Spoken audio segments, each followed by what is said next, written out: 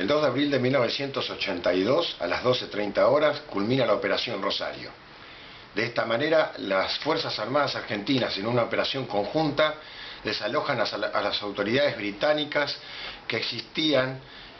en ese lugar desde 1833, más precisamente desde el 3 de enero de 1833, cuando Gran Bretaña expulsó por la fuerza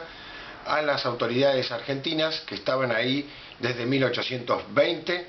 y que habían mantenido la soberanía de las Provincias Unidas del Río de la Plata. Llegados hasta aquí, tenemos que decir que esta operación tuvo una serie de sucesos que culminaron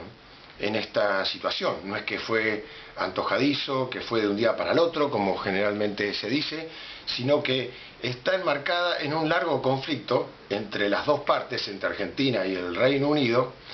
que venía desde el siglo XIX, pero que se había potenciado desde luego de la Segunda Guerra Mundial, cuando se crean Naciones Unidas y la Argentina logra en dicha institución que se reconozca que hay un conflicto de soberanía entre las dos partes, y esto está plasmado en la resolución 2065 del año 1965. A partir de ahí se empieza a negociar y hay varios hitos de esta negociación que tuvieron que ver básicamente con la relación que se establecía entre las dos delegaciones diplomáticas. En 1968 hay una situación donde se negocia la transferencia de soberanía y se crea, para oponerse a esta, el lobby de la Falkland Island Company, es decir, que representaba a los isleños en la Cámara de los Lores. Es así que la situación se complicó,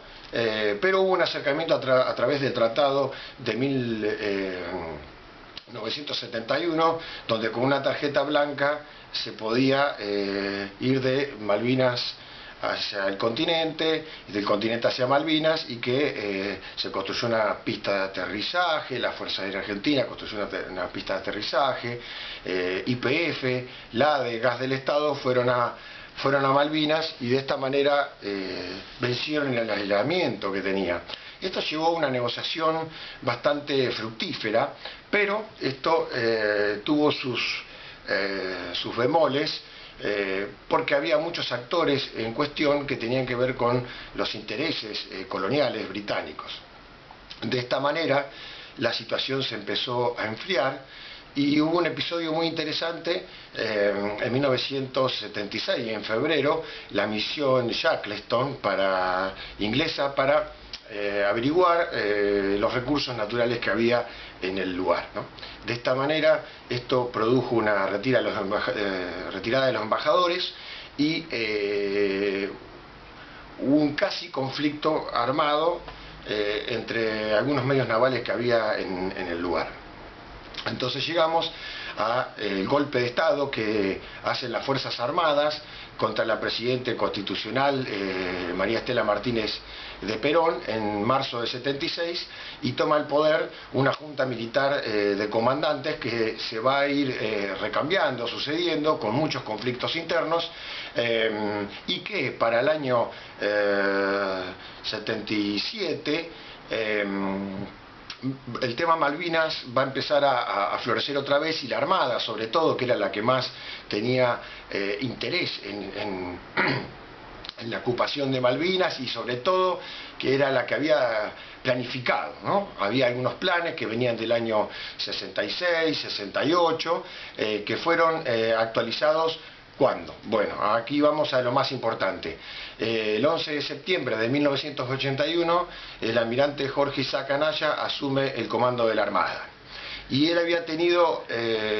había participado, ¿no?, en la elaboración de un plan de Malvinas que manda a actualizar el 22 de diciembre, cuando asume el poder, la presidencia de facto, el general Galtieri. El mismo día, 22 de diciembre, Anaya manda a actualizar el plan al Comando de Operaciones Navales de la Armada,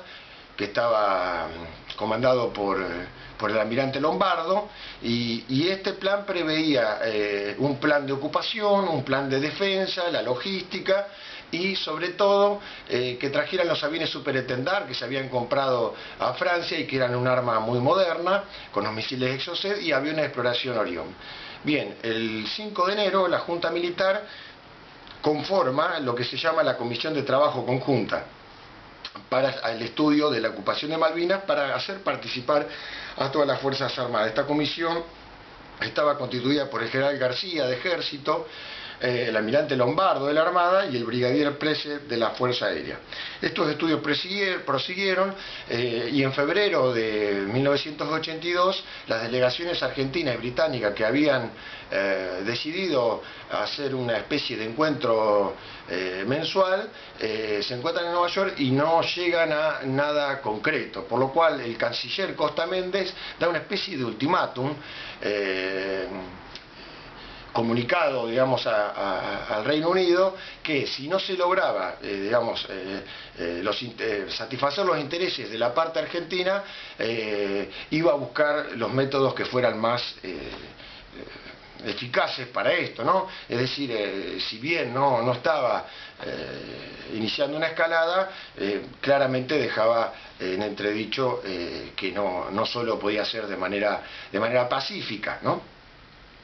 El siguiente episodio muy importante tiene que ver con el conflicto que se da en las Islas Georgias del sur, y esto tiene que ver con algo que, bueno, llevaría mucho tiempo explicarlo, pero básicamente el 19 de marzo desembarcan en las Islas Georgias obreros argentinos de la empresa del empresario argentino Constantino Davidov, que había comprado factorías bayoneras en Escocia en el año 79. Bueno, se dieron una serie de circunstancias donde todavía hoy no queda claro si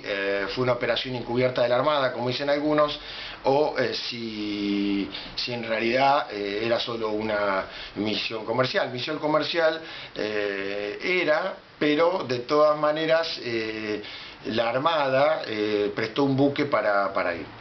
Los obreros izan la bandera argentina y esto cambia radicalmente la situación. Es decir, esto lo que produce fundamentalmente es que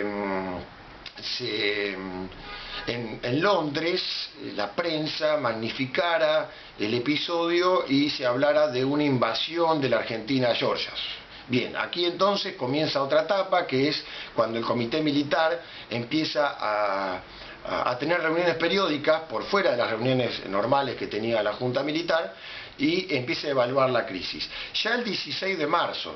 3 días antes, la Junta Militar había aprobado el plan esquemático de ocupación de las islas que le había presentado la Comisión de Trabajo que habíamos nombrado anteriormente. Esto fue en el edificio Cóndor de la Fuerza Aérea, que se habían juntado y habían aprobado el plan esquemático. Luego de la crisis, el 23 de marzo, se vuelven a juntar en el edificio Libertador, una nueva reunión del Comité Militar, donde se decide poner la Operación Azul. Hay que decir que todavía esta era una operación tentativa para mayo o más avanzado el invierno, ¿no? Pero que precipitó esta situación y que el día 25 se evalúan una serie de cuestiones ante digamos, la magnificación del incidente Georgia y el ultimátum británico de sacar los trabajadores por la fuerza. Argentina había respondido que no iba a permitir, por lo cual en Inglaterra y también en Argentina los ánimos se caldearon de una manera bastante fuerte. Esto, pensemos, que tiene un condimento muy importante, que es cuando hay una crisis política y una situación político-militar bastante compleja, los mismos protagonistas de los acontecimientos no siempre pueden manejarlos de una manera racional, ¿no? como lo hacen habitualmente. Es por ello que algunas informaciones que venían de inteligencia de Reino Unido hablaban de que en Gibraltar el 25 de marzo habían salido 2 submarinos nucleares y que había habido hostilidades con la zarpada de 2 buques ingleses desde Punta Arenas y Montevideo, por lo cual lo que se preveía es que Gran Bretaña fuera a desarrollar su estrategia de la fortaleza Falkland, es decir, de fortificar las islas, ¿no? Que había sido aprobado ya un plan en el Parlamento británico. Es así que para el día 26, a la tarde, la Junta Militar tiene una situación bastante delicada, si quiere poder desarrollar la estrategia que venía pensando de ocupar Malvinas para negociar en el caso de que se congelaran las negociaciones. Y entonces el 26 de marzo, reunido en el edificio Libertador, se le da la orden a la Comisión de Trabajo de aprueba el plan, y al jefe de Estado Mayor Conjunto y al jefe de la Infantería de Marina se le da la orden entonces de